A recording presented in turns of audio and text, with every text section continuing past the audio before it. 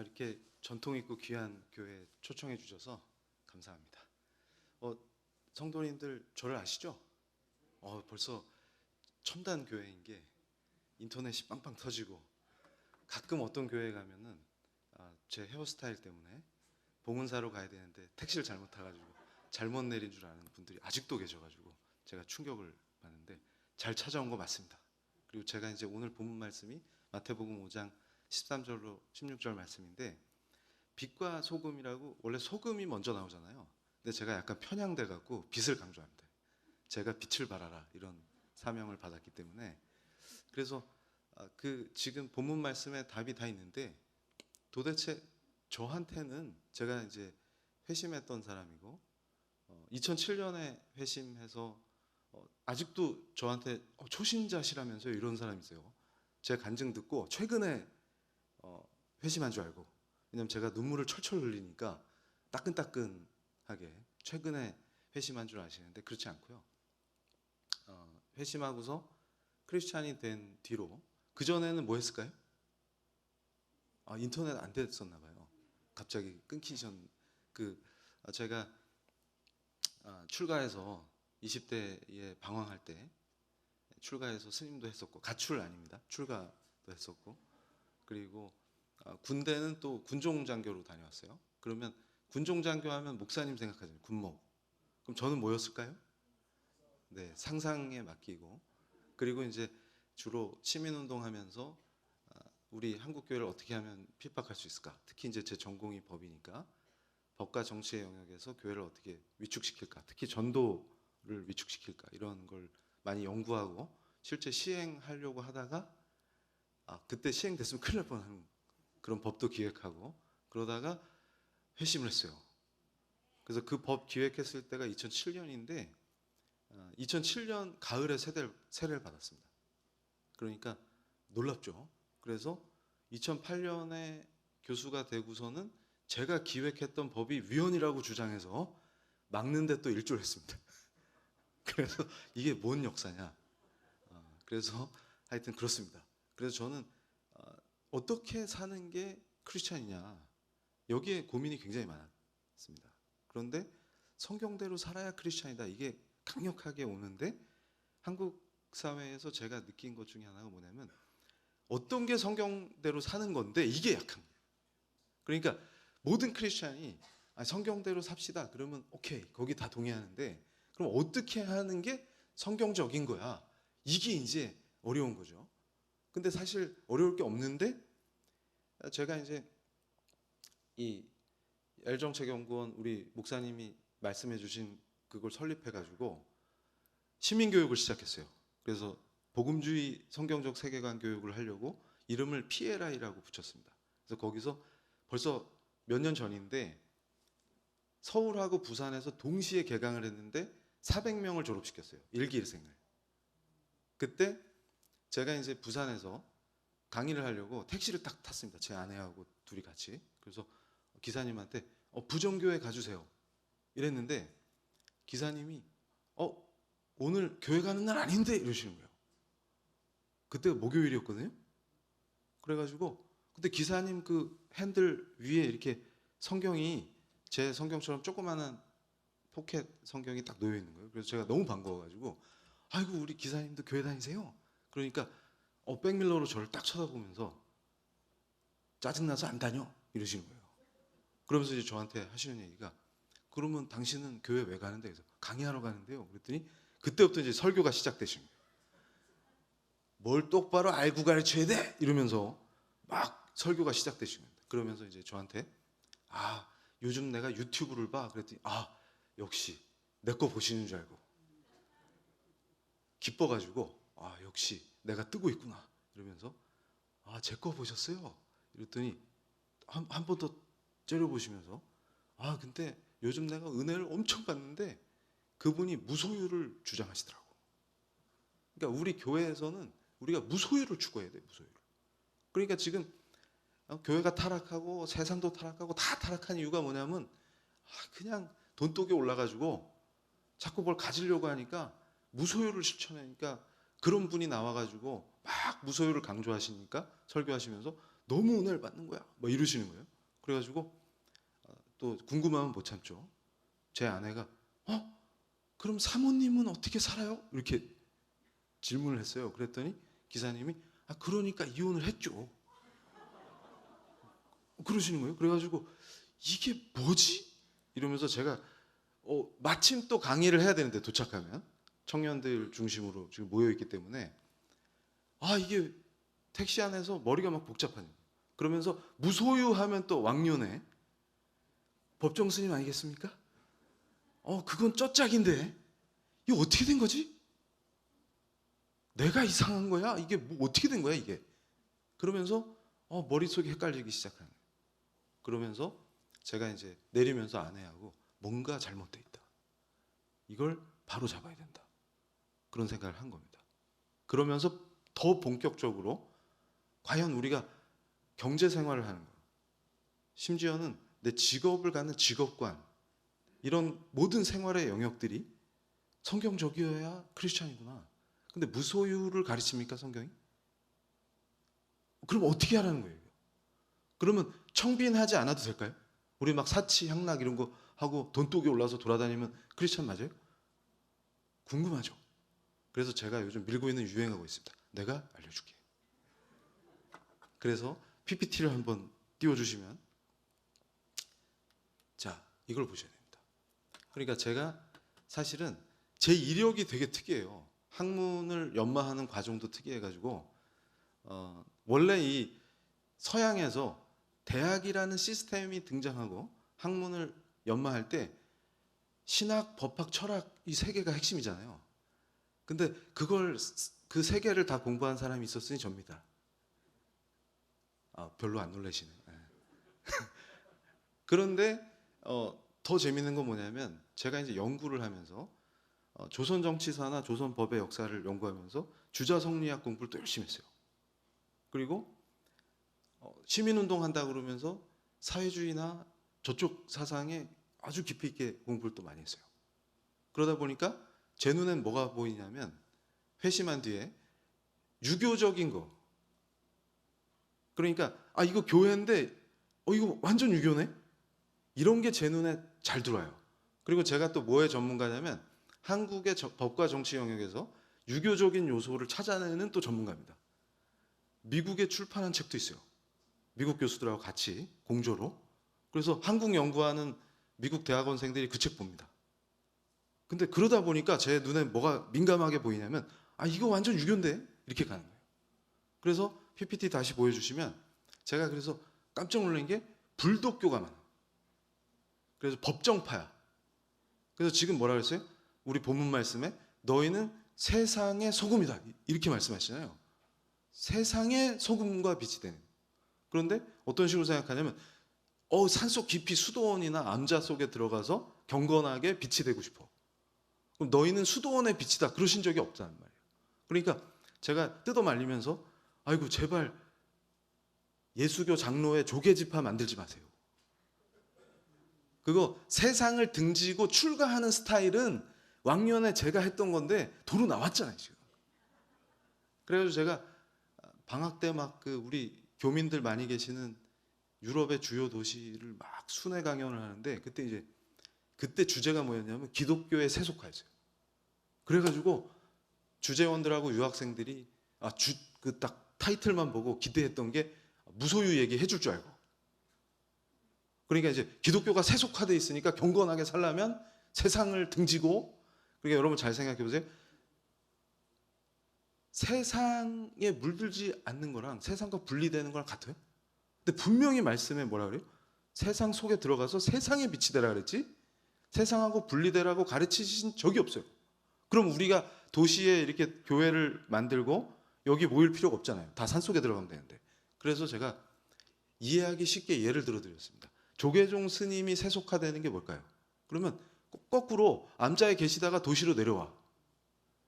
그래서 중국집에 가셔갖고 짜장면 곱빼기 이러셨는데 서빙하시는 분이 고기는요? 그럼 째려보시면서 깔어.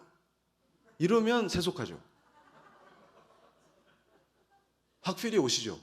근데 우리 세속화는 뭐냐면 반대로 세상이 아니라 산으로 들어가면 그게 세속화예요. 세상과 분리시키면 세속화입니다. 근데 특히 우리 개혁교회와 개혁성도들은 세상 속으로 들어가서 빛과 소금이 된다는 그 우리의 완전 성경이 가르치시는 우리의 정체성이 명확한 거예요. 그런데 이걸 놓친 거예요. 그래서 제가 그런 스타일, 자꾸 산으로 들어가고 싶으신 분, 세상과 격리되고 싶으신 분, 코로나 격리는 괜찮아요. 다른 분한테 전염시키면 안 되니까. 근데 자꾸 그거 아닌데 격리되고 싶은 사람, 장로교 조계지파, 이분들을 해산시키느냐고 엄청 고생했어요. 그런데 또 이제 유독교가 있어요. 유독교. 이건 사고방식이 완전 유교입니다. 그래가지고 직업관이 대단해요. 산홍공상. 예전에 우리 그 국어 교과서에도 나왔는데 이희승 박사님이 쓴 수필이 딸깍발이라는 게 있어요. 그게 뭐냐면 사시사철 남학신만 신고 다녀요. 유생들이 선비가 이제 돈이 없으니까 남학신만 신고 다니니까 걸어 다니면 딸깍딸깍 소리가 나잖아요. 그래서 딸깍발이라는 별명을 붙인 건데 제가 이제 저 딸깍발이 정신 이거 무지하게 발견합니다. 크리스찬인데 딸깍발이 정신. 그래서 교회에도 이게 만연해 있어요. 그러면 제가 연구하면서 자 그럼 조선시대에 선비는 일을 안 한단 말이에요. 자활 이러면서 책만 읽어요. 그러면 누군가는 쌀을 가져와야 먹을 거 아닙니까 식구들이. 그럼 누가 고생했을까요? 사모님들이 죽어나는 거예요. 거기다가 무슨 재산 또 왜 이렇게 많아. 근데 돈 없어요. 근데 또 재산 지내야지. 그러니까 뭐 여성들 수명이 짧고 갖은 고생을 다 하는 거예요. 근데 왜 일을 안 하니? 그래서 제가 청년들 강의할 때는 지금은 어르신들 계시기 때문에 제가 얌전하게 하고 있습니다. 그래가지고 그 남학신으로 한때 그러고 싶은 생각이 들 정도로 이거 다 속이 터지는 거예요. 그런데 그런 게 마치 경건한 신앙생활인 것처럼 그런 게 만연해 있더라는 거예요. 깜짝 놀랐어요. 근데 우리 말씀은 뭐라고 하십니까? 데살로니가 후서 3장 10절에 일 안 하면 먹지를 마요. 성경은 그런 스타일이 아닙니다. 근데 완전 유독교 스타일이 쫙 퍼져 있는 거예요. 그러면서 에헴 하는데 이분이 선비야. 그래서 제가 진정한 선비십니다.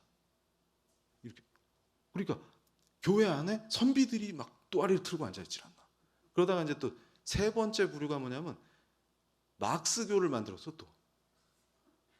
그래가지고 이거는 예수님보다 마르크스가 더 높아. 그래가지고 막슈교로 써놨는데 발음이 어려워가지고 막독교. 이거는 그러니까 제가 이제 교회 안에서 충격을 받은 게 뭐냐면 세상의 이데올로기로 성경을 보는 거예요. 그러니까 이 세계관이라는 말이 저는 이걸 좋아하는 이유가 니고데모의 안경 같은 거예요. 그러니까 까만 안경 쓰면 까맣게 보여. 그러니까 본인이 색안경을 쓴 걸 생각을 안 하는 거예요. 그러니까 무슨 얘기냐면 정치 이데올로기를 가지고 성경을 봐야 됩니까? 아니면 성경이 가르치는 관점으로 세상을 봐야 될까요? 그렇죠. 그게 우리한테는 매우 중요한 거예요. 그러니까 세상에서 또 어떤 분들은 야 철학 그거 읽지 마 이런 사람도 있어요. 아니 세상 학문을 멀리하라는 말이 아니에요.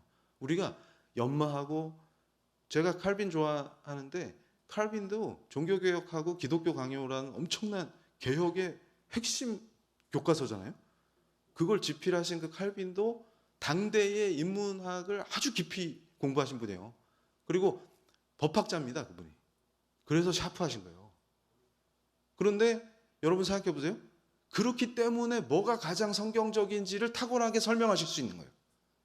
그러니까 성경의 관점에서 성경이 가르치는 관점을 가지고 철학도 보고 세상에서 유행하는 정치 이데올로기도 보고 이렇게 하는 게 정상인데 그게 크리스찬인데 우리가 어떻게 반대로 뒤집어져 있냐면 내가 세상에서 배운 거 유행하는 이데올로기를 가지고 성경을 보는 거예요. 제 사역 초창기에 저랑 충돌했던 어떤 신학대 교수님이 철학자 푸코의 관점으로 성경을 봐야 돼 이러고 가르치고 계신 거예요.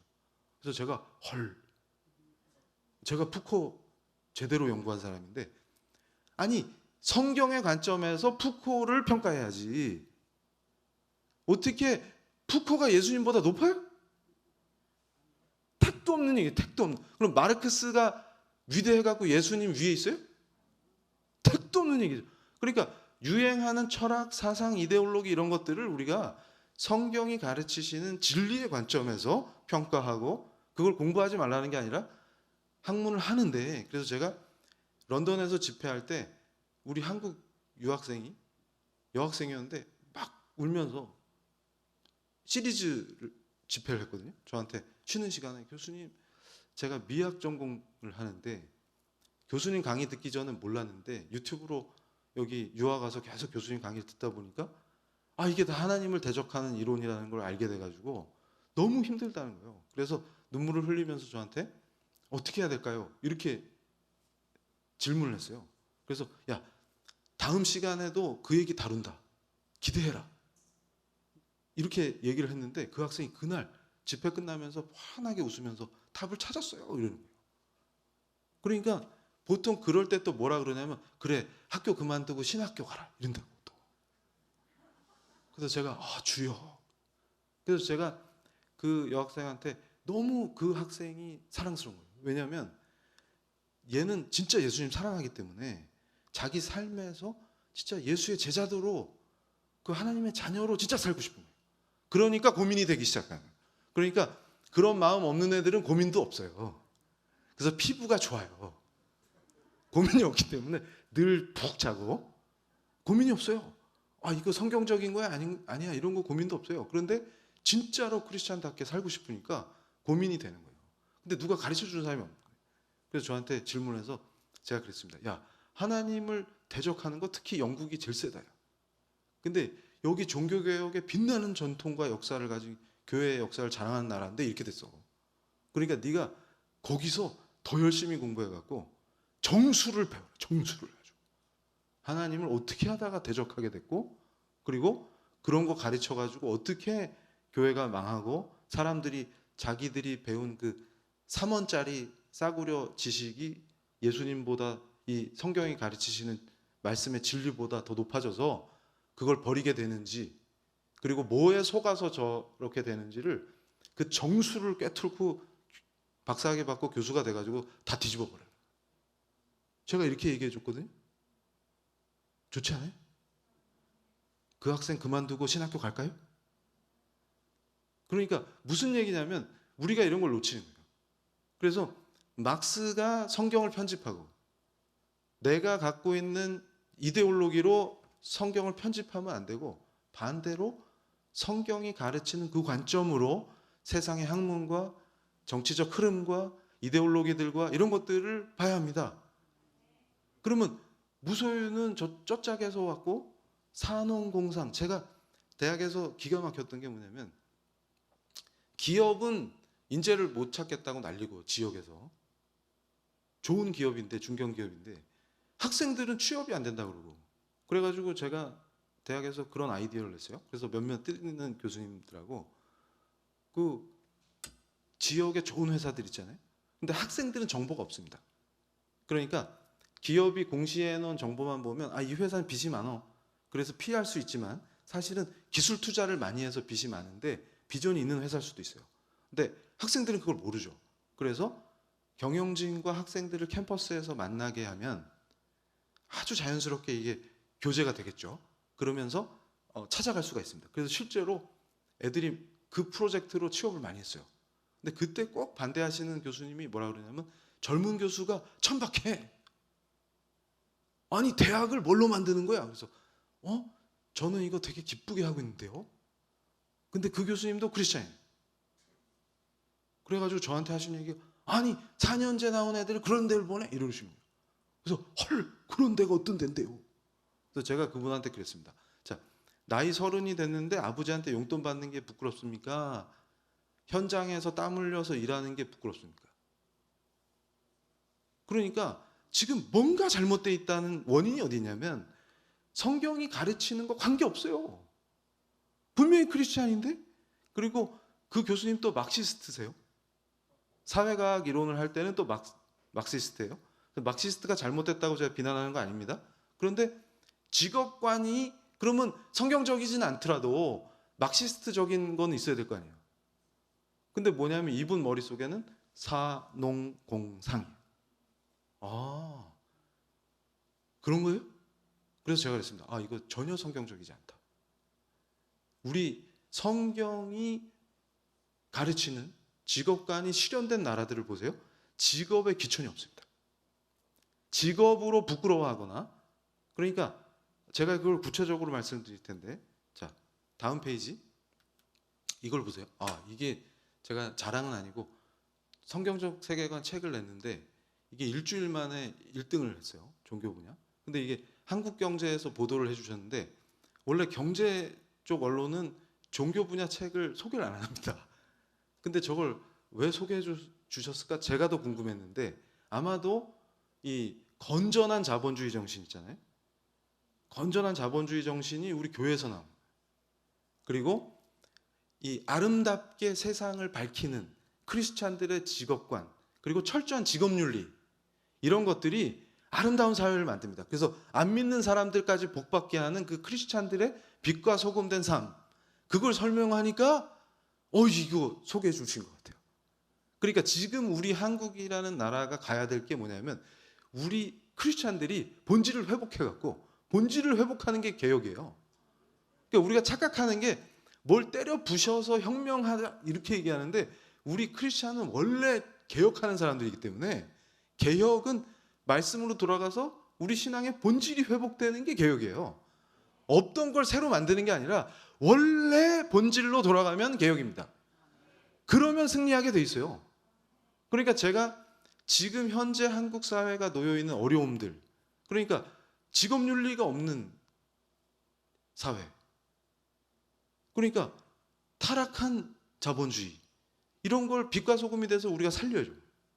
그러니까 착각하는 게 뭐냐면, 교회가 사회주의를 추구해야 돼. 교회가 원래 사회주의래. 제가 회심하고 제일 깜짝 놀란 게, 제가 그쪽 전문가인데 교회에서 제일 많이 들었던 얘기가, 교회에서 좀 유행하는, 좀 인기 있는 강사들이, 젊은 강사들이 청년들한테 맨날 하는 강의가 뭐냐면, 원래 성경이 사회주의적이다. 교회 조직이 원래 사회주의적인 거다. 이런 거 가르치는 거예요. 그래서 우리 교회 전통과 성경이 가르치는 진리의 말씀은 하나님의 말씀이기 때문에, 그런 인간이 구성해 놓은 무슨 주의 같은 수준하고 안 맞아요. 그걸 완전히 더 차원 높게 초월해 있기 때문에. 그래서 제가 그 얘기합니다. 그래서 저희 학교 학생이 교수님 강의에 불만 있습니다. 왜? 그랬더니 교수님은 사회주의에 대해서 맨날 부정적인 얘기를 하세요. 저도 교회 다니는데 교수님 교회에서 유명하잖아요. 그래, 나 유명해. 그랬더니 이 학생이 교회가 사회주의라는데요. 초기 교회 아시잖아요. 그러면서 저한테 그런 거예요. 아니, 초기 교회는 필요에 따라서 교인들이 서로 다 네 거 내 거가 없이 다 공유했단다. 그러면서 저한테 그런 거예요. 교수님, 초기 교회처럼 우리가 그렇게 살아야 되지 않겠습니까? 이렇게 학생이 저한테 그러는 거예요. 그래서 제가 그랬습니다. 그래? 그럼 너 지금 지갑에 얼마 있냐? 그랬더니 5만 원요. 그걸 날 다오. 그때 얘가 갑자기 깜짝 놀란 거예요. 아니, 무슨 교수가 학생한테 돈을 달라지? 그래서 제가 그랬습니다. 나도 교회 다니고 너도 교회 다니니까 우리 교인끼리 필요에 의해서 나눠 쓰자. 부양가족이 많은 내가 더 돈이 필요하겠냐? 네가 더 필요하겠냐? 그걸 다오. 그랬더니 얘가 깜짝 놀란 거예요. 그러니까 얘가 순간 당황했는데, 그 친구가 평소에 저한테 상담할 때마다 뭘 제일 스트레스 받아 하냐면, 기숙사에서 친구랑 방을 같이 쓰는데 지 물건을 자꾸 쓴다는 거예요. 그래서 제가 그랬더니 너 크리스찬이잖아, 공유해. 그게 초기 교회를 우리 둘이 여기서 실현해보자. 네 5만 원, 내 5만 원. 그러니까 얘가 싫어하는 거예요. 그래서 제가 요즘 젊은이들한테 그 얘기를 해줬어요. 사랑하는 자매도 엄마가 언니한테 새 옷 사줬는데 동생이 그 옷 입고 나가면 싸웁니다. 이게 인간의 본성이에요. 그러면 어쩌라는 거냐? 제가 오늘 정확하게 말씀드릴게요. 자, 교회가 사회주의적인 게 아니라 하나님, 예수 그리스도 사랑하는 사람들이 그 상황에 그리스도 안에 있다는 게 전제가 될 때 가능한 거예요. 근데 뭘 놓치냐면 우리가 특수한 상황을 일반화시켜 버리는 거예요.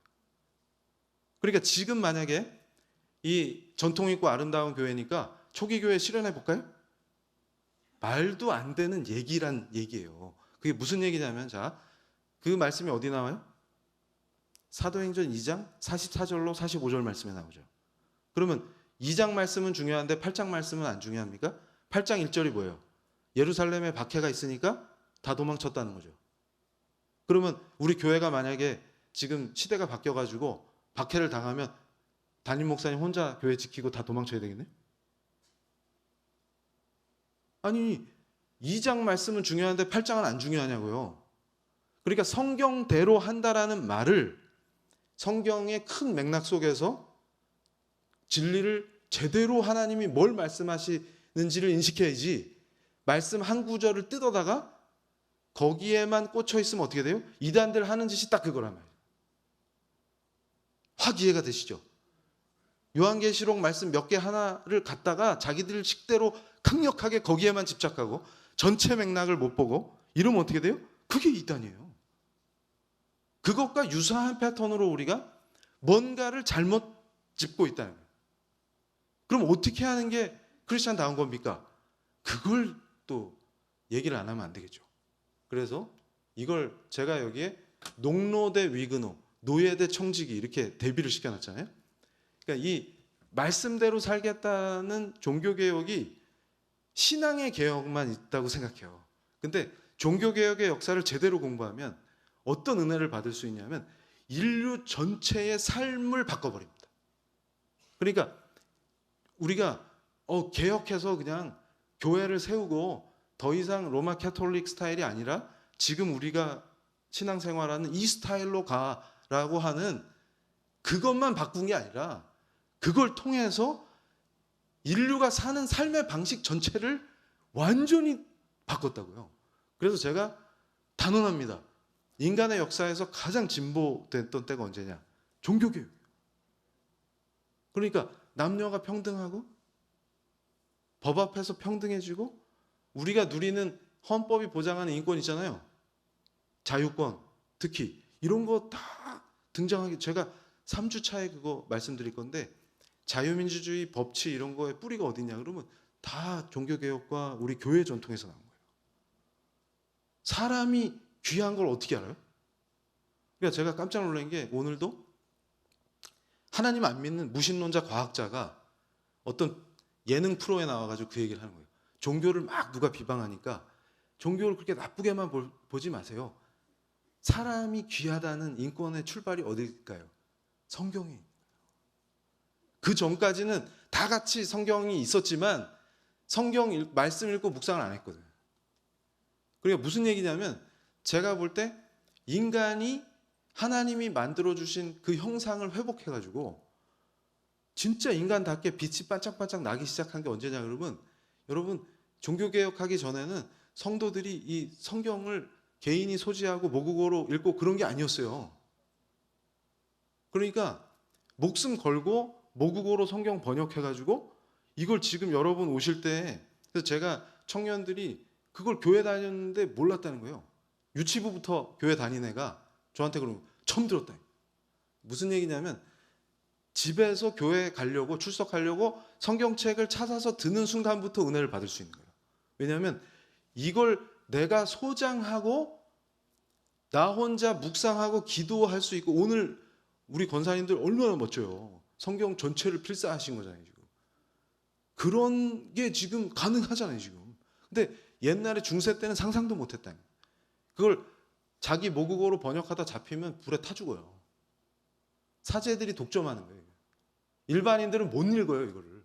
그러니까 여러분 잘 생각해 보세요. 내가 어떻게 윤리적인 존재가 됩니까? 뭔 하면 되고 뭐는 하면 안 되고 이걸 어떻게 판단합니까? 그 기준이 성경에 있잖아요. 근데 내가 성경을 읽고 묵상을 안 하는데 어떻게 합니까 그걸? 그러니까 인간이 탁월해지기 시작한 게 뭐냐면 하나님 말씀을 읽고 그걸 묵상하고 기도드릴 수 있으니까 하나님 앞에서 코람데오가 되니까 책임지는 인간이 나오기 시작하는 거예요. 그리고 하나님을 경외하니까 두려워서 감히 이건 내가 인간으로서 이 짓은 못하겠다. 이게 가능해지는 거예요. 그러니까 법을 설정해놔도 자율이 가능해지죠. 그래서 자유민주주의가 가능해집니다. 그리고 사람이 자기 멋대로 통치하는 게 아니라 법이 중요해지는 법치의 전통이 어디서 나와요? 하나님 통치 스타일이 법치예요. 구약을 보세요. 하나님이 모세한테 법을 주잖아요. 그 법을 하나님 사랑하는 백성들이 찰떡같이 지키면서 그의 백성이 됩니다. 모세가 지멋대로 통치하는 게 아니라 인위적으로, 임의적으로 내가 짱이야 이러고서 막 함부로 하는 게 아니라 하나님 법으로 통치하는 거예요. 법치의 전통이 성경적 전통이에요. 그래서 기독교 문화가 뿌리내린 지역에서 법치가 발전합니다. 그래서 그런 나라들이 선진국이 되는 거예요. 그래서 사람이 살만한 사회가 됩니다. 그래서 사람을 귀하게 여길 줄 알아요. 그게 인권이에요. 그러니까 무슨 얘기냐면 사람이 귀한지 어떻게 알아요? 제가 학생들한테 숙제 내봤거든요. 야, 인간이 존엄하지 않으면 인권이 의미가 없죠. 대한민국 헌법도 인간이 존엄한 걸 선포합니다. 그분이 장애를 가지셨던 어린아이건 나이 드신 분이건 젊은이건 인간이면 다 존엄해요. 근거를 찾아와라. 못 찾습니다. 없어요. 아무 데도 없어요. 성경에 있어요. 하나님의 형상으로 우리를 만들어 주셔서 우리가 귀한 거예요. 다른 생명을 가진 피조물보다 엄청나게 귀한 거예요. 그러니까 인권이 필요한 거예요. 근데 그런 원리들을 모르니까 우리 스스로 위축되고 이 진리가 얼마나 강력한지를 모르는 겁니다. 그러면서 거짓 교사들이 헛소리하면 거기에 막 이렇게 빠져버리고 이렇게 되는 거예요. 그러니까 어떤 일이 벌어지냐면, 자, 노예적인 마인드로 일을 했어요. 인간이라는 존재가. 그래서 제가 갈라디아서 5장 1절 말씀에 다시는 종의 멍에를 매지 마라. 이 죄의 종로로부터 우리 예수 그리스도가 본질적 자유를 주셨다는 거잖아요. 은혜로, 전적인 은혜로, 내가 잘한 게 아니라. 그런데 잘 생각해 보세요. 크리스찬은 본질적으로 말씀대로 살기 때문에 뭔가의 종로로 타는 거를 싫어합니다. 그런데 인간들이 거기 매여가지고 타락 이후에 일을 하는데 종노릇을 해요. 그러니까 노동이라는 것 자체가 조선조에 왜 그렇게 노동을 천시했을까요? 땀 흘려 일하는 걸 비천하게 봤을까요? 노동이 져준 거예요. 그런데 우리 크리스찬들만 종교개혁 기간에 말씀대로 사는 사람들은 그걸 벗어납니다. 그래서 그걸 연구한 사람이, 전문적으로 연구한 사람이 있었으니, 자, 이걸 보세요. 막스 베버 얘기부터 먼저 할게요. 저 수염난 분 왼쪽에 저분이 막스 베버라는 분인데요. 저분이 뭐냐면 우리 기독교의 윤리가 자본주의 정신을 만들어냈다는 것을 연구한 학자예요. 그래서 유명한 책이죠. 프로테스탄티즘과 자본주의 윤리, 자본주의 정신, 그 책을 쓰신 거예요. 근데 저게 명저입니다. 근데 저분은 독실한 분이 아니에요. 사회과학의 관점에서 도대체 사람이 왜 이렇게 변했지? 이게 궁금하신 거예요. 사람이 쉽게 안 변해요. 그런데 여러분, 일을 하면 농노 생각해보세요. 농노. 그러니까 머슴이 자발적으로 열심히 일할 가능성이 있을까요? 없어요. 왜냐하면 이 사람 마인드는 노예이기 때문에 노동을 하는 방식이 이게 주인이 볼 땐 열심히 일하다가 안 보면 농땡이 치고 그런 스타일입니다. 그런데 막스 베버가 봤을 때 특이하게 개혁신앙을 하는 사람들은 일하는 스타일이 다르더라. 이게 어떻게 된 거냐? 그래서 자, 이걸 보셔야 돼요. 하나님을 영화롭게 하는데 우리가 어떻게 영화롭게 하느냐?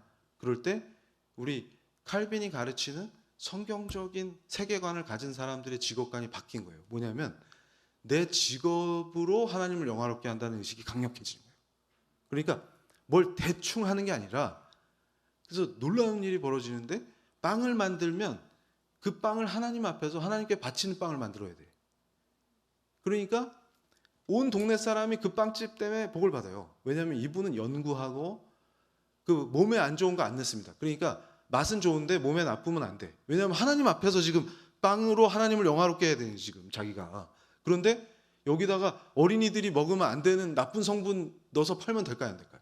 당연히 안 되지. 그러니까 좋은 것만 넣는데 또 맛은 있어야 돼요.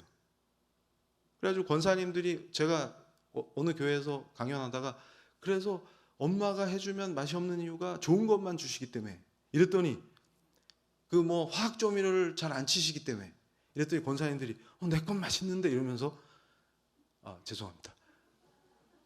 맛있죠, 물론 맛있는데, 그러니까 이 뭐 몸에 안 좋은 거 이런 거 안 넣는단 말이에요. 그런데도 맛있어야 돼. 그러니까 어떻게 해요? 이분이 연구에 연구를 거듭해서. 그런데 중요한 건 뭐냐면, 실제로 제가 우리나라에 기독교가 전래된 지가 벌써 100년이 넘었는데 우리나라에는 없냐 그러면, 그런 업체들이 그런 걸 찾으러 다닌대요. 초창기에. 엄청나게 궁금하니까. 저는 궁금하면 못 참아요.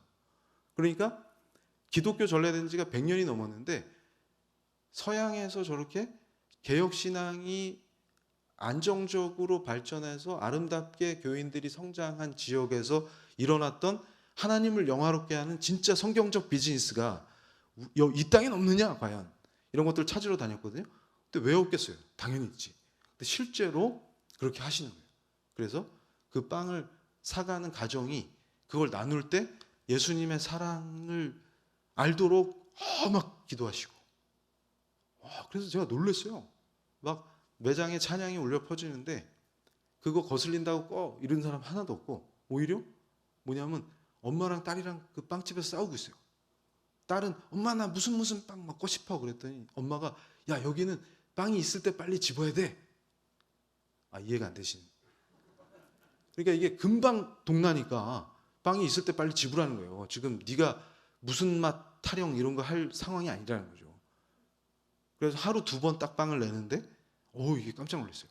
이렇게 얘기하면 또 역시 이정훈 교수가 돈을 밝혀서 머리가 벗겨진 거야. 지금 여기서 핵심은 돈이 아니고 하나님 앞에서 이 빵을 내가 어떤 자세로 만드느냐 그거예요. 그러니까 그런 사람들이 김 집사님, 박 집사님, 최 집사님이 그 영업을 하시면 그 동네가 복을 받아요. 그러니까 합리적인 가격에 최고의 빵을 그 동네 사람들이 맛보는 거죠. 이 원리가 굉장히 탁월한 거예요. 그런데 막스 베버가 깜짝 놀란 게 뭐냐면, 이 사람들이 그렇게 하다 보니까 탁월한 기술을 갖게 되잖아요. 그러다 보니까 부가 축적돼요. 그러니까 돈 벌 거를 난 부자 돼야지 의도해서 경제활동을 한 게 아닌데 자연스럽게 부가 축적되는 거예요. 기술이 압도적이니까. 그러니까 또 이분들이 어떻게 해요? 크리스찬이라 사치양락을 안 해. 그러니까 이 축적된 자본이 재투자가 됩니다. 이 원리를 발견한 거예요. 그래서 초창기에 건강한 자본주의 정신이 우리 개신교에서 나온 거예요. 종교개혁한 사람들의 신앙에서 나온 겁니다. 그거를 막스 베버가 체계적으로 설명한 거예요. 그런데 중요한 건 뭐냐면, 그럼 이 시대의 타락한 물신주의, 물질을 숭배하는 이상한 타락한 자본주의에서 희망은 어디 있을까요? 그러면 우리가 그 크리스찬다운 빛과 소금의 역할을 해서 이 타락한 걸 또 살려야 되는 거예요. 그 시점이다.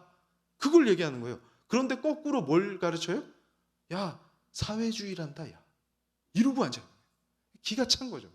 그래서 제가 정신 차려. 그 하나님 믿는 사람들이 억지로 한 게 아니라, 그래서 자 PPT 다시 보여주세요. 저랑 헤어스타일이 같은데 웨인 그루덴 박사님이에요. 아주 세계적인 신학자이신데 저분이 하나님을 영화롭게 하는 비즈니스라는 책을 쓰셨는데 제가 저거 청년들한테 엄청 가르쳤어요. 그러니까 소유한다는 게 뭐냐? 그럼 어떻게 소유하면 성경적인 거냐? 사람을 고용할 때는 어떤 스타일로 해야 되냐? 그리고 그 고용한 사람에게 임금을 줄 때는 어떻게 임금을 책정하고 그의 노력을 어떻게 보상할 때 성경적인 거냐? 이런 게 굉장히 중요하다. 그래서 저 웨인 그루덴 박사님이 미국에서도 정신 나간 사람들이 성경은 소유권을 인정 안 한다 이런 거 막 가르치는 사람들이 있어요. 그래서 저 그루덴 박사님이 직격탄을 날리는 거예요. 10계명에 뭐가 있습니까? 도둑질하지 말라 했죠. 사유재산이 없는데 도둑질을 어떻게 합니까?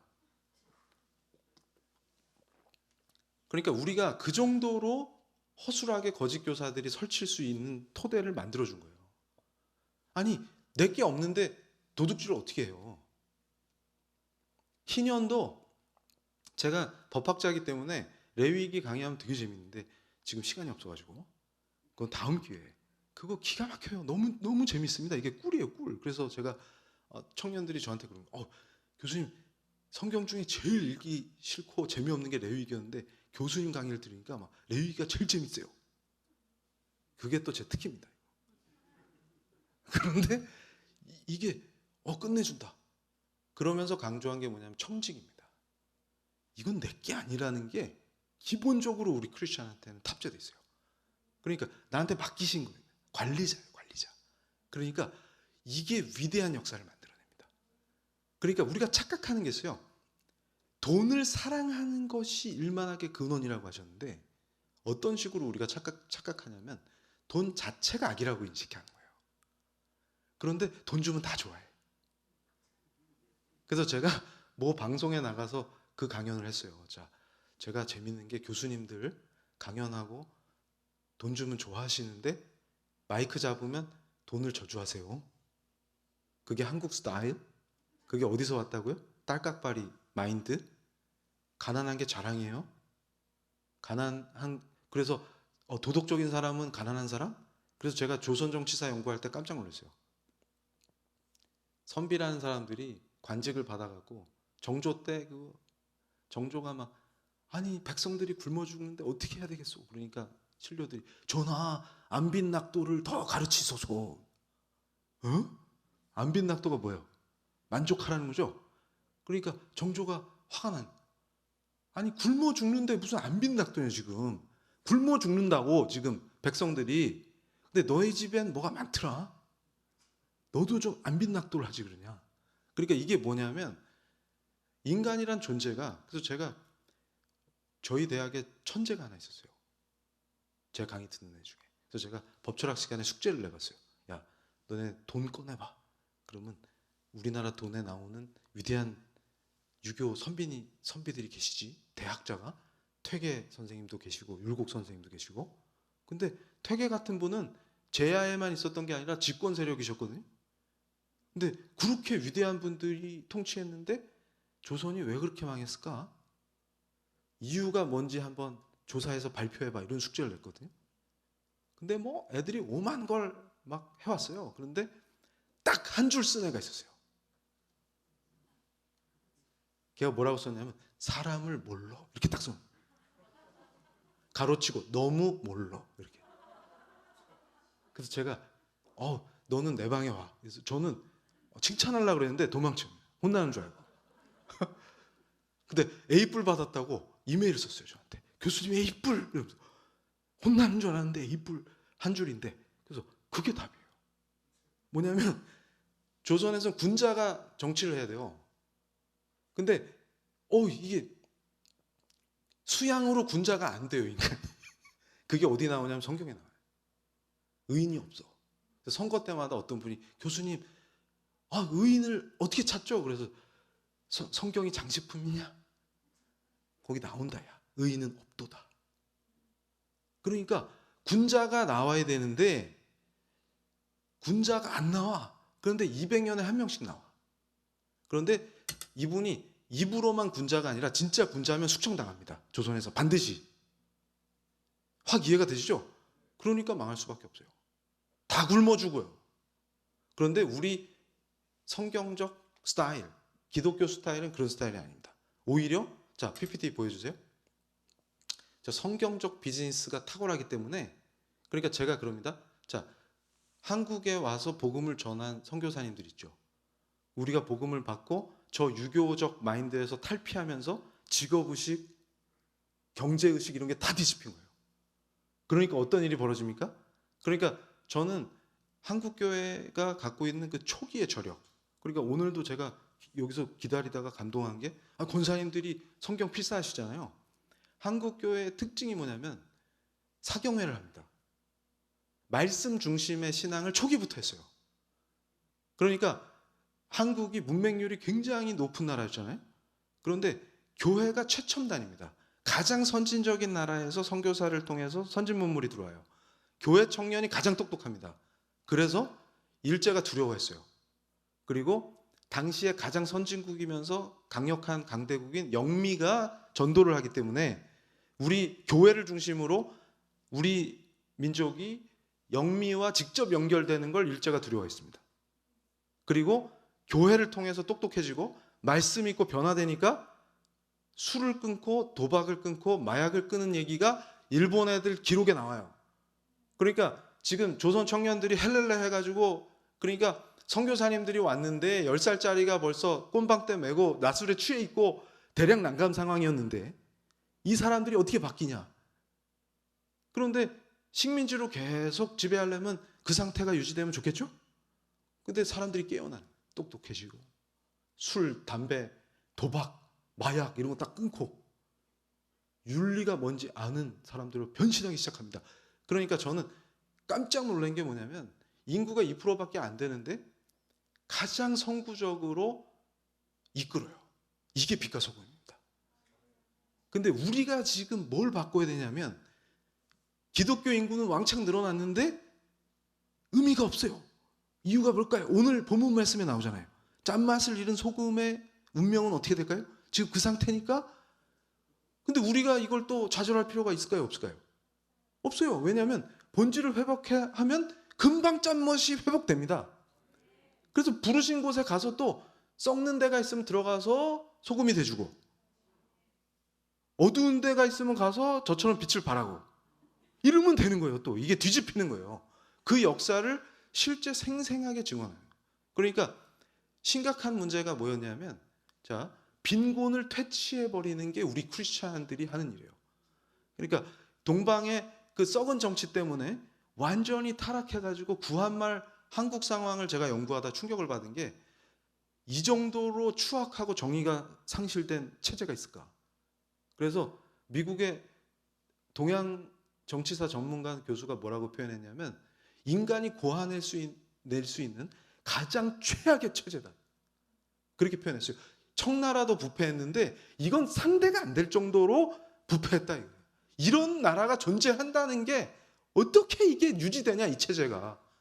그걸 생각해 보세요. 북한도 어떻게 유지됩니까 저게. 그러니까 이게 이데올로기가 그만큼 무서운 거예요. 종교화된 이데올로기는 끈질깁니다. 지긋지긋해요. 근데 거기서 벗어나는 길이 없어요. 예수 믿고 변화되면 한 방에 벗어납니다. 근데 그 역사가 하나님 은혜로 우리 땅에서 이게 현실이 된 거예요. 엄청난 역사입니다. 그러니까 이게 완전 은혜예요. 은혜예요. 그래가지고 제가 한동안 교회 욕하고 이렇게 돌아다니는 청년들 데려다가 정신교육 시킬 때 사진 한 장 딱 보여주고 정신교육 시켰어요. 뭐냐면 코 잘린 여성. 우리나라 최초의 간호사 선생님. 그 학대당해가지고 남편한테 학대당해서 코가 잘렸는데 그런 일이 흔했다 이거예요. 제가 연구하다가 선교사님들 기록사진 보면 여성들 중에 코 잘린 분들이 있어요. 탈레반만 그런 짓 하는 게 아니에요. 그런데 그분이 선교사님 만나가지고 예수 믿고 변화돼가지고 또 의료 선교사시니까 선진 의료 기술을 배워서 최첨단 간호사 선생님으로 딱 변신해서 그 자격증 있잖아요. 그거 딱 들고 두 분이 딱 서 있는 사진. 그 UCLA 도서관에 있어요. 그 사진이 소장돼 있습니다. 그거 보여주고 애들 엄청 깨웠어요. 정신 차려라. 그랬더니 뭐 대학 간호대 학장님이 권사님이신데 막 너무 좋으셔갖고 제 강의 듣고 막 그게 한 민족을 완전히 뒤바꿔 주시는 은혜인데 민족이 바뀌는 걸로 끝나는 게 아니라 그 개인의 삶이 완전히 뒤집어지는 겁니다. 그게 예수 믿고 변화된 삶이에요. 그래서 제가 그랬어요. 저 간호사 선생님이 일하는 병원에 입원하면 대박이다. 다른 간호사 선생님하고는 차원이 다를 것이다. 그게 우리입니다. 그러니까 뭐냐면 안 믿는 간호사 선생님과 믿는 간호사 선생님의 차이가 뭘까요? 이분 예수님의 제자도야. 레벨이 달라진다. 그걸 설명하는 거예요. 그걸. 그러니까 고조혁명으로 다 잡읍세다 이게 아니라 그 병원에서 예수 믿고 변화된 그 진짜 예수님 대신 그 손발이 누구 거예요 지금? 그분인 거예요. 그 간호사 선생님이 지금 예수님의 손인 거예요. 그 손이 그걸로 아픈 환자들을 치유해주고 그 소외되고 뭐 고통당하는 그 조선의 슬픈 백성들을 고쳐주고 이겁니다. 그렇게 해서 또 그 선생님들이, 그래서 제가 깜짝 놀랐어요. 지금 우리가 뭘 추구해야 되냐면 하나님 앞에서 성경적 비즈니스를 한다는 의미의 핵심이, 세브란스 병원 세운 에비슨 박사님 생각해 보세요. 그러니까 제가 제일 충격받았던 게 기독교대학 한동대학의 교수님인데 교회사 책을 쓰셨는데 첫 장에 뭐가 나오냐면 미제국주의를 실현하려고 선교사를 파송했기 때문에 선교사 보내서 교회 부흥한 역사를 긍정적으로만 봐서는 안 된다, 이렇게 써놓으신 거예요. 그래서 제가 헐. 근데 에비슨 박사님은 국적은 캐나다였지만 지금 선교사님들이 세브란스 병원을 소유합니까? 에비슨 박사님이 걸었던 선교 원칙이 뭐예요? 현지화. 현지인들을 성장시켜서 그들에게 준다. 지금 연세대학이 언더우드 박사님 가문이 소유했어요? 제가 조계종 시절에 네팔의 권력자가 한국을 방문했는데 그분이 또 불자예요. 그래가지고 조계종에서 그분을 잘 안내하라는 거예요. 그래서 제가 갔어요. 그래가지고 그분을 딱 이렇게 안내를 하는데 자기 조카를 한국에 유학 보내야 되니까 대학을 보여달래요. 그래가지고 동국대 모시고 갔죠. 그래서 한 바퀴 싹 돌고 여길로 낙점 이러면서 이제 했는데 저한테 한 군데만 더 보여달래요. 그래서 제가 그때 무슨 정신이었는지 연대로 모시고 갔어요. 그래가지고 캠퍼스를 막 도는데 병원을 그렇게 부러워하시는 거예요. 우리 네팔에도 저런 거 있었으면 좋겠다. 그러면서 저 병원을 언제 세웠니? 그래서 또 제가 무슨 생각인지 또 뭐 에비슨 박사님이 오셔가지고 또 자랑을 막 하면서, 근데 설명하면서 내가 은혜를 받는 거예요 지금. 이게 뭐지? 이러고 있었는데 나중에 회심하고서 이게 하나님 은혜였구나. 이거를 제국주의자의 침략의 일환이다, 이런 식으로 설명하는 사람이 있구나. 그래서 제가 세계관 교육이 중요하구나, 이렇게 인식한 겁니다. 왜냐하면 우리의 역사관은 하나님의 구속사가 기본입니다. 하나님의 은혜로 주신 언약, 그 안에서의 절대 주권, 그의 통치하심, 이게 기본이 돼서 역사를 인식해야 돼요. 근데 반대로 그래서 제가 그랬습니다. 이 병원에 현재 근무하고 계신 분들 중에 하나님 은혜에 감사하는 분이 몇 분 계실까? 없진 않겠죠. 그러니까 안 망하는 거예요. 그러니까 저는 뭘 생각하냐면 우리 크리스찬들이 그 부르신 곳에 들어가서 그 은혜에 감사하면서, 그러니까 제가 고민할 때 C.S. 루이스가 한 얘기가 이 한국 사회의 우리 크리스찬들에게 지금 강력한 걸 던지는 거예요. 악의 반대말이 선이 아닙니다. 선의 반대말이 악이 아니에요. 선을 잘못 추구하는 게 악입니다. 우리 인간은 본질적으로 그리스도 안에서 그의 통치를 받지 못하면 내가 선하고자 하는 것들이 반드시 부패와 타락으로 갈 수밖에 없어요. 내 의도가 선하다고 주장하지만 인간은 반드시 이상한 길로 가게 돼 있습니다. 그래서 제가 깨달은 거예요. 그의 통치. 그래서 이걸 보세요. 저런 하나님을 영화롭게 하는 비즈니스, 저런 게 가능하려면 성경적인 관점에서 철저하게 공부하고 내가 청지기 관점에서 하나님이 나한테 맡기신 관리자로서 관리하는구나. 그래서 그거를 재투자합니다. 반드시 재투자합니다. 그래서 다른 사람에게 복을 나눠주는 그 구조가 만들어지는구나라는 걸 인식하는데, 그러려면 본질적으로 어떻게 해야 되느냐. 그러면서 그걸 살짝 말씀드리기 직전에 저걸 한번 보고 해요. 그래서 지금 교회에서 일어나는 현상 중에 하나가 제가 강력하게 비판했어요. 존 리라는 분을 교회에 초대해갖고 제가 이렇게 세미나 하듯이 주식 투자해야 됩니다 이러면서 강연을 여는데, 저분 일성이 뭐냐면 깜짝 놀랐어요. 크리스찬이라면 부자 돼야 되겠죠? 부자 되려고 노력해야 되겠죠? 이렇게 시작합니다. No, 그렇지 않습니다. 디모데전서 6장 말씀에 분명히 말씀하셨어요. 돈을 사랑함이 일만 악의 근원입니다. 돈 자체가 악이 아니고, 그래서 자꾸 돈 자체가 악이라는 분들 때문에 제가 그랬어요. 그러면 우리가 돈은 악하니까 헌금 낼 때 쌀로 내죠? 그리고 교회에서 우리 참 귀한 청년 장학금 줄 때 보리로 주죠. 막 그 돈이 악하니까.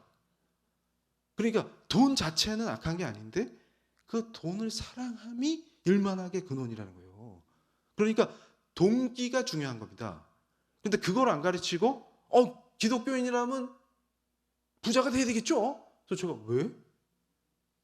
우리는 부자 되려고 경제활동하는 사람이 아니라니까요. 그럼 툭 치면 나와야 돼요. 이제는. 오늘 제 강의를 들으셨으니까. 우리는 왜 살아요? 하나님을 영화롭게 하기 위해서. 그러니까 제가 방황하고 출가하고 이럴 때는 그걸 몰랐다니까요. 그래서 인간이 왜 사는지 모르겠다는 거예요. 그래서 질문을 하는데 아무도 안 가르쳐줘요. 그래서 큰 스님한테 여쭤봤더니 내가 알려줄게. 그래가지고 출가했다니까요. 출가해봤더니 더 복잡해. 더 헷갈려. 근데 나중에 회심하고 알았어요. 질문이 바뀌어야 되는구나. 내가 누군지를 모르니까 답이 안 나오는데 그가 누구신지를 물어야 돼요. 그러면 한 방에 끝난다. 그러니까 하나님을 영화롭게 하기 위해서 사는 거예요. 날 사랑하셔서 나를 창조해 주셨기 때문에 그의 창조 목적에 맞게 내가 하나님 사랑 고백하는 게 내 삶이 되고 그게 삶이 예배가 되는 거죠. 하나님 사랑 표현을 내 삶으로 하는데 그래서 지금 제가 얘기하는 것 속에 뭐가 있냐면 크리스찬의 노동의 스타일이 바뀐 이유가 노예처럼 일하지 않고 체계적으로 자기 직업 세계를 구성합니다. 전문가로서 체계적으로 훈련받고 계획적으로 일하고 누가 본다고 감시한다고 일하고 안 본다고 일 안 하고 이게 아니고 이러면 또 그러겠죠. 저 짝에 있는 분은 그래서 기독교인들이 착취당하라고 지금 가르치는 거야. 우리는 어떤 사람들이냐면 대학의 교수로 부르시면 그 강단에서 나를 통해서 하나님의 주권이 선포되는구나. 이거를 체계화한 분이 있어요. 이걸 보여드릴게요. 또 헤어스타일 똑같아. 그래가지고 제가 성경적 세계관 가르치면서 아브라함 카이퍼 박사님이랑 웨인 그루덴 박사님을 막 강조했더니 헤어스타일에 편향됐다. 그래가지고 원래 이제 은혜 충만하면 탈모가 된다는 설이 생겼어요. 그래가지고 이 카이퍼 박사님이 딱 등장을 했는데 제가 저분 너무 좋은 거예요. 그래가지고 저걸 청년들한테 알리느냐고 무슨 얘기냐면 우리의 삶의 스타일이 완전히 천지개벽하는 게 종교개혁인데 그거를 완전히 이론과 실천으로 세팅한 분입니다. 그래서 아브라함 카이퍼 박사님이 세계 3대 칼빈주의 신학자세요. 근데 저분 별명이 뭐냐면 10개의 얼굴을 갖고 있고 100개의 손을 가졌다. 혼자서 다 해. 목사님도 하시고 신학자도 하시고 네덜란드 수상도 하셨어요. 그러니까 네덜란드 정치가 타락하니까 본인이 그냥 수상을 해버려요. 막 그런 스타일이에요. 그러니까 저 카이퍼 박사님이 저한테 영향을 많이 주신 이유가 뭐냐면 저분이 외친 게 영역주권입니다. 그러니까 지금 정치, 경제, 사회, 문화 모든 영역이 혼란스러운 이유가 크리스찬이 중심을 못 잡아요.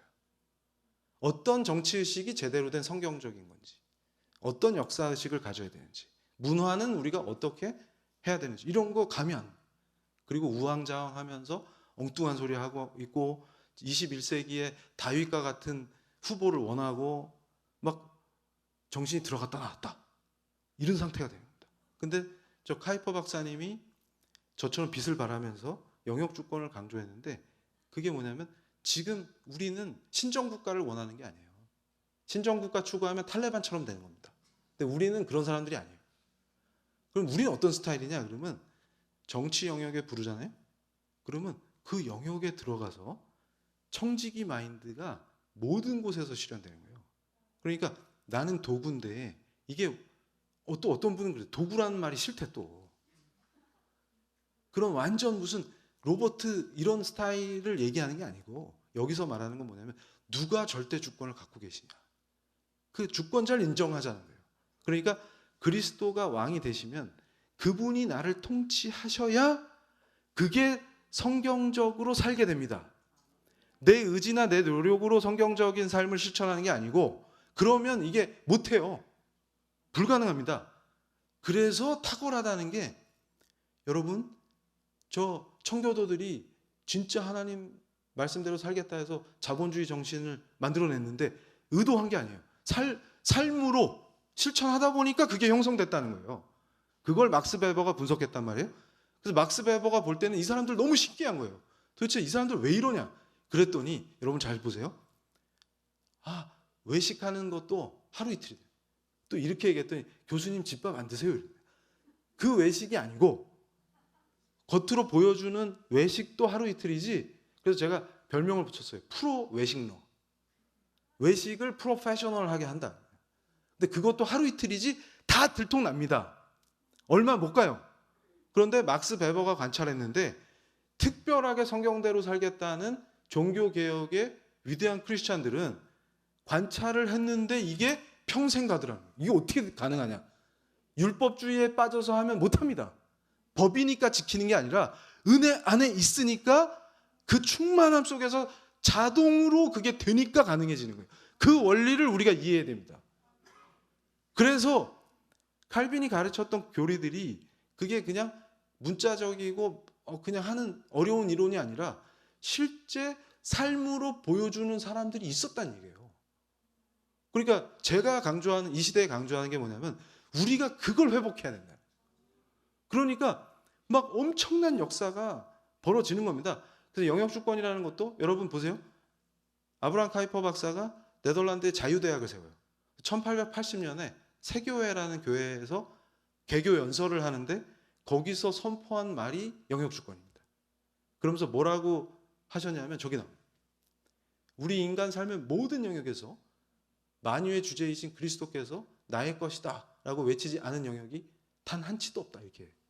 그래서 저걸 제가 초창기에 청년들한테 카이퍼 박사님을 가르칠 때 뭐라고 얘기했냐면 카이퍼 박사님아 한 인치라고 했는데 저는 바늘 하나 꽂을 자리가 없다 이렇게 표현합니다.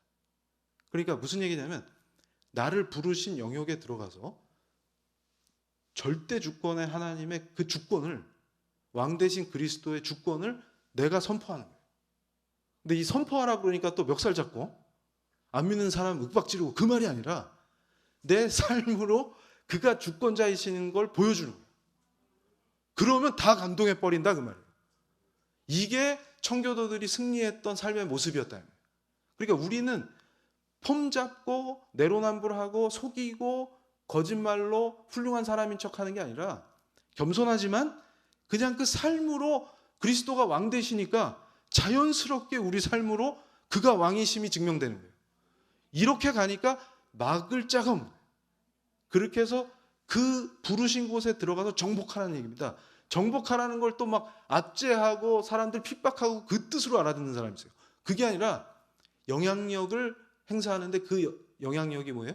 오늘 본문 말씀처럼 빛이 되고 소금이 돼서 선한 영향력을 행사하는 거예요. 그러니까 우리가 한 명 어디에 불려서 가면은 거기가 뒤집히는 거예요. 시간이 다 돼서 정리하겠습니다. 그래서 이걸 보셔야 돼요. 그래서 제가 그림을 딱 그려서 설명하기 좋아합니다. 무슨 얘기냐면 기독교에 세속화라고 제가 단정 짓는 저거, 하나님은 교회만 다스리시고 다른 세상의 영역들, 정치, 경제, 사회, 문화, 경제 이런 거는 따로 놀고, 그러니까 이게 지금 성과 속을 분리하는 스타일인데 이렇게 가면 망한다 그 말이에요. 근데 이 시대의 크리스찬들의 삶의 스타일이 자, 하나님이 교회만 통치하시니까 나는 교회 가서만 잘하면 되는데 나오면 이 사람이 크리스찬인지 아닌지 구별이 안 돼요. 그러니까 아까도 제가 캠퍼스에서 만난 크리스찬 원로 교수님 설명드렸죠. 이분은 분명히 크리스찬인데 직업관이 산업공상이란 말이에요. 유교적 직업관을 갖고 있어요. 근데 이걸 뜯어고치면 어떤 놀라운 일이 벌어지냐면 영역의 부르심을 받은 그 사람이 그 영역에서 빛과 소금이 되는 거예요. 그럼 만약에 카이퍼 박사님 같은 정치인이 한 사람만 국회에 들어가도 국회가 뒤집어집니다. 카이퍼 박사님 같은 한 사람이 비즈니스를 하면 그 지역이 복받아요. 이런 역사들이 막 일어나는 거예요. 그래서 제가 끝으로 이 말씀을 드리면서 우리 위대한 교회의 역사에서 진짜 놀라운 일이 벌어집니다. 오히려 유럽은 신분제 사회였잖아요. 신분 귀족이 있던 사회 아닙니까? 근데 그게 어떻게 다 뒤집어져서 사람들이 평등을 누리고 아름다운 헌법이 보장하는 자유와 평등을 어떻게 누려요? 그게 어떻게 가능했겠습니까? 피비린내 나는 혁명 때문이 아니고, 영국의 역사학자들이 제가 연구하면서 감동받았던 게, 그때는 믿지도 않을 때인데 왜 프랑스에서는 피를 철철 흘리면서 혁명을 했는데 제대로 자유민주주의가 정착을 초창기에 못해가지고 헤맸는데, 영국은 피를 덜 흘리면서도 자유민주주의와 의회주의의 원조 국가가 됐냐? 종교개혁을 빼고 얘기를 할 수 없다, 이렇게 표현해요. 그러면서 특히 지금 한국처럼 타락했던 18세기에 존 웨슬리가 거리에서 복음을 외치고 예수께서 주시는 자유와 평화, 그 깊은 기쁨과 행복, 이거를 거리에서 선포하셨다. 그 가난한 브리스톨의 거리에서 복음을 전하시는데 옥스퍼드 출신을 그 동네 사람이 처음 봤다는, 그 정신이, 그게 바로 부르신 자리에 가서 빛과 소금이 되겠다는 참 크리스찬의 모습이죠. 그게 영국을 피비린내 나는 그런 사륙의 혁명이 아님에도 불구하고 자유민주주의를 가장 선진화시킨 그 전통을 만드는데 그 웨슬리의 사역을 빼고 얘기할 수가 없다. 이게 뭡니까? 말씀대로 살자는 우리 크리스찬들이 세상을 바꾸는 방식이에요. 우리는 멱살 잡고 투쟁하고 화염병 던지고 누구를 처단합시다, 이렇게 싸우는 사람들이 아니라, 우리가 카이퍼 박사님 얘기대로 부르신 영역에 들어가서 그곳에서 빛과 소금의 역할을 하면서 우리 삶으로 예배드림으로써 모든 사람들이 감동해서 전도가 되고, 그 과정에서 그들이 우리를 존경하고 교회가 희망이구나. 구한말을 생각해 보세요. 어둠으로 뒤덮여가지고 아무 희망도 없던 시대에 교회가 희망이었습니다. 그 시대가 증명하는 게 뭐예요? 우리 신앙의 선배님들은 실제로 말씀대로 살았다는 거예요. 초창기에 그 순수한 신앙으로 진짜 배운 대로 말씀대로 사니까 그런 역사가 일어났듯이, 지금 우리가 그 본질을 회복해서 부르신 영역마다, 교사는 교사대로, 사업자는 사업자대로, 부르신 곳곳마다 들어가서 우리가 영역 주권의 역사를, 우리가 바로 그분의 도구가 되어서 빛과 소금이 될 때 이 나라가 뒤집어지고 아름다운 나라가 되고, 믿지 않는 사람도 복받고 우리 때문에 복받고 또 전도돼서 앉을 자리가 없는 부흥의 역사가 현실이 될 거라고 믿습니다.